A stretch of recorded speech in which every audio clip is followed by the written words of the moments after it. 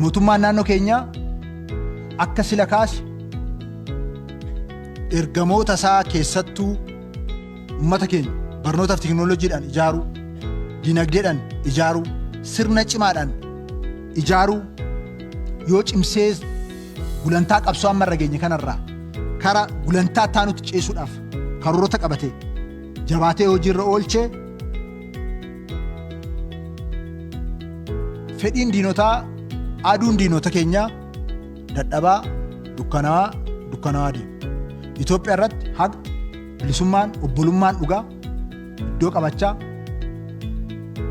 sadarkaa barbaadamutti ce'umsi barbaadamu mul'achaa kan dhufu ta'uusaa ilaaluun hin barbaachisa jechaadha.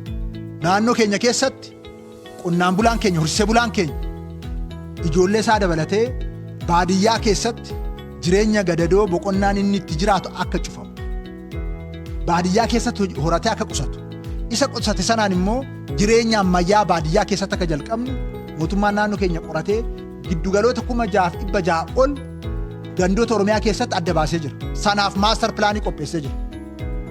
Maastar pilaanii saniin akkuma kabajamtoonni miseensonni caffee godina Shawaa Bahaatti baatanii ilaaltan haaromeewwan hundaa jiru jechuudha. Qe'een qonnaan bulaa rakkoo hamaa keessatti jiraatamu sun hundi keenya iyyuu madabii irra ciisnee, itillee irra ciifnee kan itti guddanne sun otuu horii gidduu kan itti ciifne sun hafee manni bitaa mirgaan kan itti dhimmistu sun boqonnaa sun cufamee qonnaan bulaan keenya miiliyonotaan qusatee miiliyoonota sana baasee mana ammayyaa ijaaree Oromoon badhaadhu akka danda'u qabatamaatti agarsiisee jira. Kun gandoota baadiyyaa Oromiyaa hunda keessatti kallattiin kaa'ame kun ariitiidhaan karaa qabataa deemuu danda'u ture jira.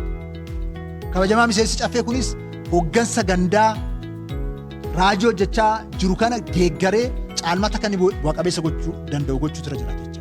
So waan haaromeen amma baadiyyaa irratti jalqabne kun yoo ariitiidhaan dafnee itti deemne waggoota muraasa keessatti qusannaa sadarkaa olaanaa irraan ga'uu dandeenya. Waggoota muraasa keessatti hiyyummaa baadiyyaa keessa jiru cabsuu dandeenya. Jireenya ammayyaa ta'e qonnaan bulaan keenya aadaa isaa safuu isaa eegee akka jiraatu gochuu dandeenya. Hundaa ol garuu baadiyyaa keessatti qabeenya uummachuu dandeenya jechuudha. So qonnaan bulaan amma haaromee ijaare kun lafa sanaaf kaartaa qaba. Mana sanaaf kaartaa qaba. Qabeenya qaba. Ittiin liqeeffachuu danda'a. Dabarfachuu danda'a. Akka ammaa kana miti jechaadha.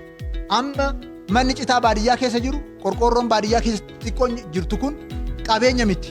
Akka qabeenyatti hin laallamu. Qabeenya miti jechuun baankiin hin beeku.